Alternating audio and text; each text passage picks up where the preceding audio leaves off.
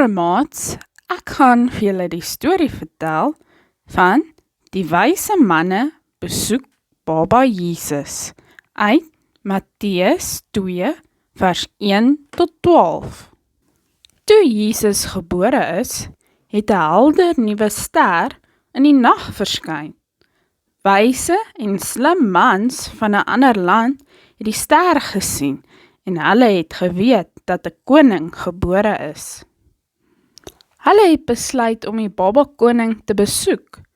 Toe kies hulle 'n paar spesiale geskenke en volg die ster. Die ster het vir die wyse manne die pad gewys en het gestop bokant 'n huis in Bethlehem, waar hulle vir Jesus en sy mamma Maria gekry het. Hulle het diep neergebuig en aan die Baba koning eer bewys.